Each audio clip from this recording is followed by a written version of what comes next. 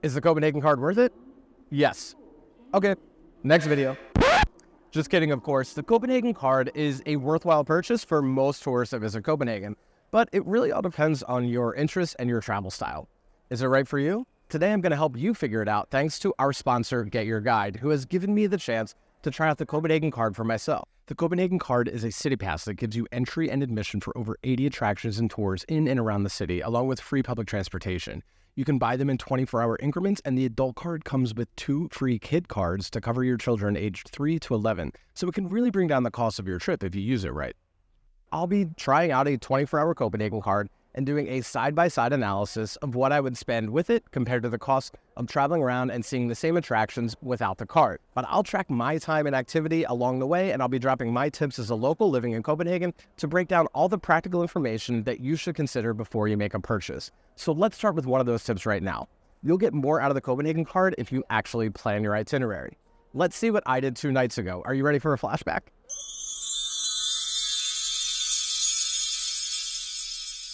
I'm about to order my Copenhagen card. I'm using Get Your Guide's website for this process, and there's a link in the description of this video where you can actually support our channel and order your Copenhagen card at the same time. There's no extra cost to you, and our channel earns a small commission from Get Your Guide if you do use that link, so we really appreciate anybody who books their Copenhagen card or other activities that way. Again, we'll have those links in the description of the video and then pinned in a comment underneath. I've also, as an advanced thank you, created a free guide with navigation map and linked that into the description and the comments as well, so you can use that map and hopefully also support our channel with the Copenhagen card link. Now, at the time of this video, a 24-hour Copenhagen card is $67.30. A 48-hour card is $99, and then every 24 hours, it goes up about $20 per day.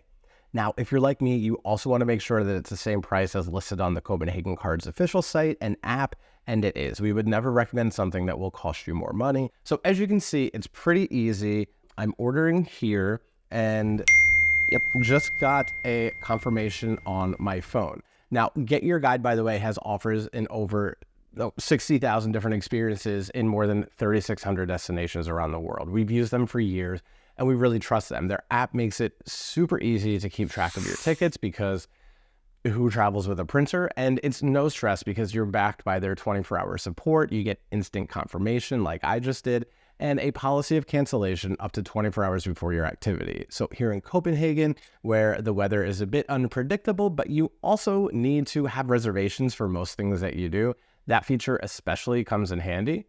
So now the email that I received, it has my voucher information and my booking information.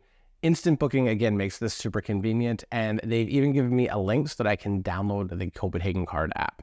And that's another great tip, y'all. The Copenhagen card app makes it really easy to use your Copenhagen card. I can basically see all the attractions that are included in the card in either a list format or an interactive map, and I can also save my favorite. So I picked the Copenhagen Card Discover. It's the full card where you get more attractions and access to public transportation included in the Copenhagen card. You actually get Danish zones 1 through 99 of transportation, so that covers all of Copenhagen, the suburbs, and most of Northeast Zealand, the island that Copenhagen is on. Now, I'm not planning on leaving the city center because I only have a 24-hour card, but if I was doing a 72 or probably even a 48-hour card, I would work in a trip to Helsingør, where Collectionborg Castle or Hamlet's Castle is located, or maybe to Roskilde, so I could see the cathedral and the Viking Ship Museum there, or maybe a trip to Frederiksborg Castle in Hellerup. So I would probably work in some kind of day trip as well, but again, I'm only mapping out a 24-hour itinerary, so I'm sticking to the city center of Copenhagen, and I'm aiming to do a few of my absolute favorite activities, the things that I do every time somebody visits us, and I'm going to try to work in a few that I haven't experienced before to keep it fresh for me. So my plan is to begin late afternoon so that I have the next morning to see more, and I'll have the energy of 2 full calendar days. Your 24 hours is truly 24 hours, so I'm going to take advantage of that. And my first afternoon and evening, I plan to do a canal tour, visit the National Museum, climb the Church of Our Savior, and hopefully do that around golden hour. And then I'm going to tour Collectionborg Palace, including the underground ruins there. I may change the order around depending on what I feel that day, but that's my plan for day 1. But then the next morning, I'm going to climb the Round Tower, see the crown jewels at Rosenberg Castle, And I'm hoping that I can fit in the Design Museum of Copenhagen and maybe the Medical Museum because they're nearby each other. It's really just going to depend on time. But here's a huge hack. I have to make it to Tivoli Gardens before my 24-hour Copenhagen card hits that 24-hour mark. As long as I make it before I run out of time, I'll be able to get entry into Tivoli and enjoy Tivoli for the remainder of my second day. Wish me luck.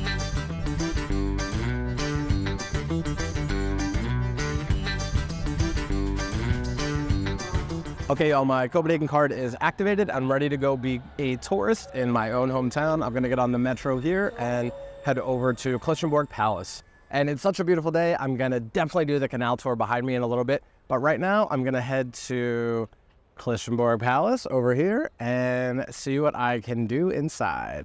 Entering Collectionborg Palace, I got to tuck away my bags so that I could start exploring. The ticket included entry to the royal reception rooms, as well as the Great Hall with tapestries, the royal stables and kitchen, and the palace chapel, as well as the ruins underneath the palace.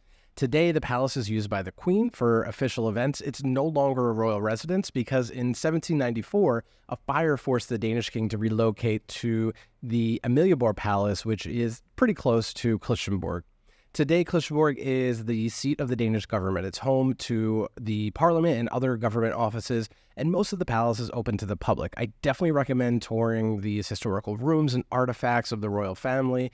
There have been various castles and strongholds built on this island that it sits on for over 800 years. So I also got to explore the ruins that are below of all the castles that existed before the current palace. It's a really cool experience, and I definitely recommend stopping by Collectionborg Palace. Okay, just leaving Collectionborg Palace, I spent about 90 minutes inside. The combined ticket for that is 175 kroner, or 26 US dollars. I spent about 90 minutes. You could easily spend more, maybe 2 or 3 hours even. But for me, I wanted to maximize the Copenhagen card, and I'm going to go to the National Museum now.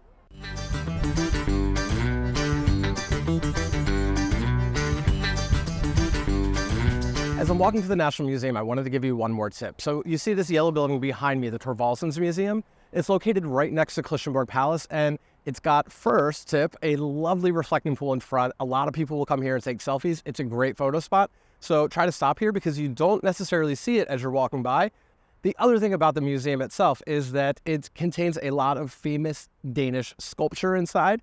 It is 95 kroner, so of course I'd be able to go for free with a Copenhagen card, but I can also go for free on Tuesdays. So if that can fit into your schedule outside of the time that you have the Copenhagen card, you can always go to the Sculpture Museum for free on Tuesday.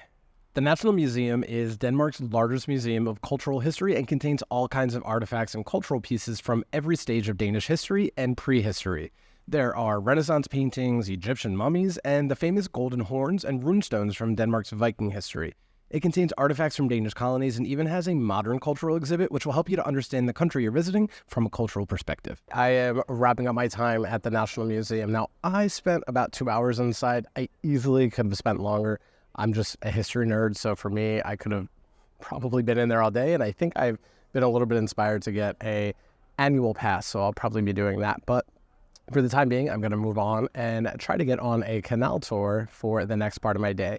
The National Museum is 72 kroner, or about 10 US dollars, so that's just an update on what I've spent or saved so far.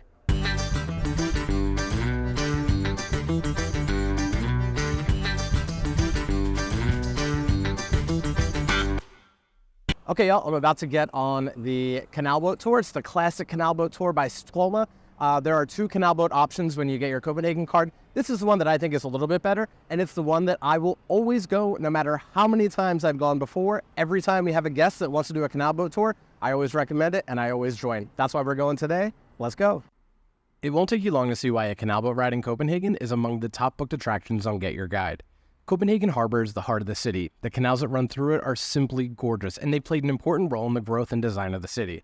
I won't give anything away, but this 1-hour tour offers a perfect overview of the city and its history from an entertaining live guide. You can bring food or beverages on board from the dockside bar, or if you want my local recommendation, head to Kayak Bar after you finish your canal tour. You'll even see it on the way, and there you can have a bite to eat or a drink at this floating oasis along Holmen's Canal. You can find it on the map in the itinerary and guide that I have linked in the video description below. Okay, the canal boat is finished. That was 109 kroner, or $16, so I can already see that this is adding up to the cost of the Copenhagen card, and I've still got a lot more time left. What I want to do now, though, is go and see the city from a different view. I've already seen it from below on the water. I think I want to see it up high and head to a tower.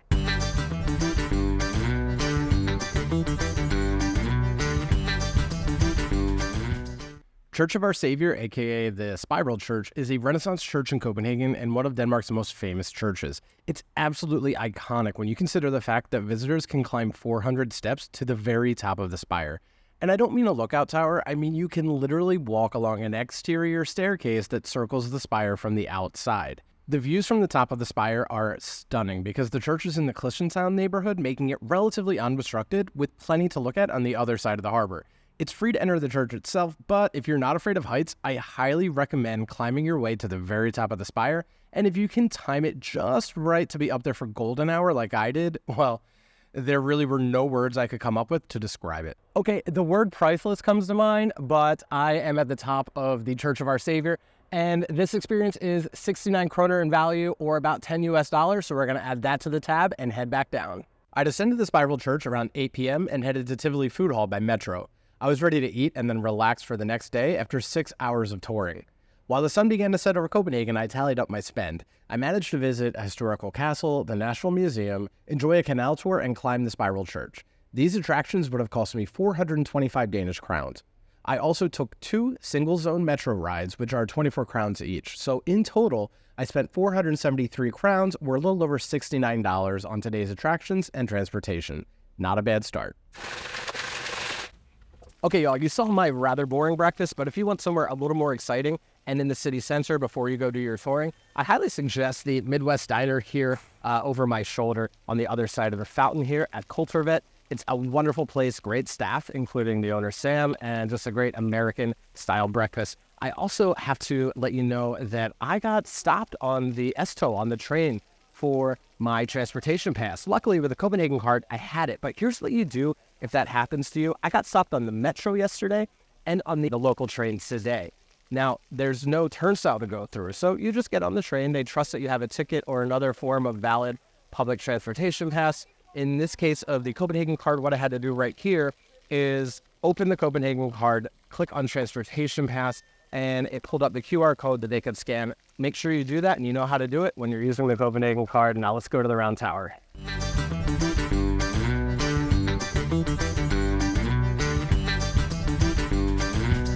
The Round Tower was built in the early 17th century by King Christian IV. It's the oldest functioning observatory in Europe, and it's accessed by a spiral ramp. The observatory is encircled by an outdoor viewing platform that offers magnificent views of the oldest part of Copenhagen's inner city. You can also view a 17th century toilet on the way up, as well as lofts of the attached church and an art exhibit.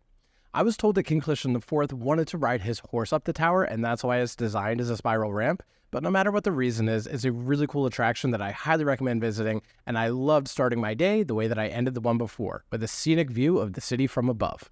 So another great view. This one was 40 kroner, or about $6 US, but now I'm going to head down to Rosenberg Palace and go see the crown jewels.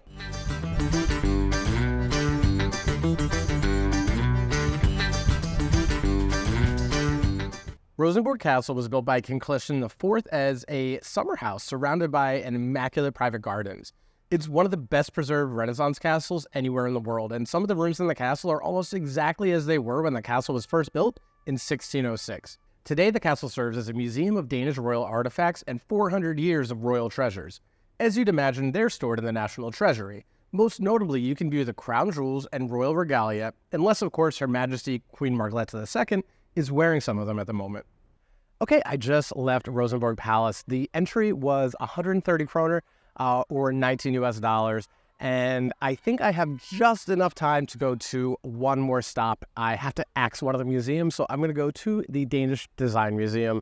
But speaking of time, if you have the time to spend a leisurely day, I'm in the King's Garden right now outside of Rosenborg. It's one of the most visited parks in all of Denmark.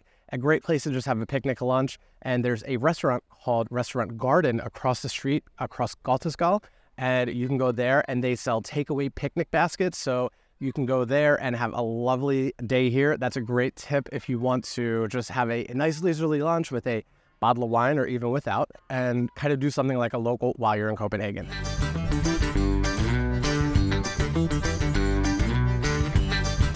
I keep calling it the Danish Design Museum, but Design Museum Denmark was even cooler to visit than I expected. It has loads of displayed decor, art, and industrial designs from the Western world and Asia. The exhibits range in dates from the late Middle Ages up to the present, so you can imagine it covers a wide range of design. As you may also expect, there was a major focus on acclaimed Danish designers, specifically around furniture and lighting design. I even saw my dining room lamp on display, but I can never remember if it's from Paul Henningsen or Anna Jacobsen. Either way, the museum is a great way to understand and appreciate Danish design and architecture, especially as you're being exposed to it while you're visiting Denmark. Okay, I'm on the metro heading to Tivoli. The Danish Museum of Design was great. That was 130 kroner or $19 US, and I should have just enough time to make it to Tivoli before my 24 hours is through. Now that I know I'll make it to Tivoli Gardens, let's track my spending so far.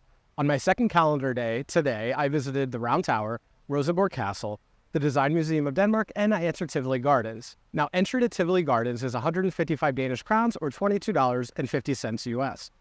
That's 455 crowns total spend or $67. So I had 2 more single zone transportation fares for another 48 crowns, making that total 503 crowns or $74 US. This brings my 2-day spend to 976 crowns or 143 US, meaning I saved $67.30. That's like magic, or exactly where I'm standing right now, magical Tivoli Gardens. It opened in 1843, making it the second oldest amusement park in the world, and it's visited by over 4 million people every year. They have 3 distinct seasons: summer season, like right now, Halloween, and Christmas.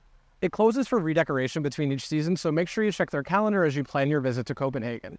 Also make sure to ride the Mountain, Tivoli's oldest roller coaster from 1914. It's one of the oldest still operating wooden roller coasters in the world, and an employee rides each train with a handbrake. The Pantomime Theater dates back to 1844 and is the only historically protected building in Tivoli. I'm always impressed by the simple fact that there's an amusement park in the middle of the city, and you can really feel the innovative way that the park is designed to maximize space and traffic flow. And as a tip, avoid the crowds and plan your visit on a weekday, when the park opens at 11 a.m. or after dinner hours. That's where you're going to find fewer people than normal. Most visitors spend about 4 hours at Tivoli, and remember, you can leave and re-enter for free. I recommend downloading the Tivoli app where you can see the full agenda for the day that you visit. My personal favorite is the nightly illumination shows, which take place on the lake right behind me. Fun fact, the lake itself is a remnant of Copenhagen's defensive moat. Nowadays, Denmark is not a defensive footing, but it is a very digital country, as you can probably tell from the fact that I've told you in this video alone to download multiple apps. I've mentioned the Tivoli app, the Copenhagen Card app, and of course the Get Your Guide app. And I can also recommend a few other apps. One I can think of will save you 33% on Michelin-rated restaurants all across Copenhagen. And I've got one where you can check out how long the line is at security in Copenhagen Airport. But to get those must-have travel apps and even more, you're going to have to click right here and watch this video next. I promise it'll be worth your time and probably even save you some money along the way. Thanks for learning about the Copenhagen Card, and thanks in advance for booking through our link and enjoying the free guide with today's 24-hour Copenhagen Card itinerary that's linked in the description below. Hi.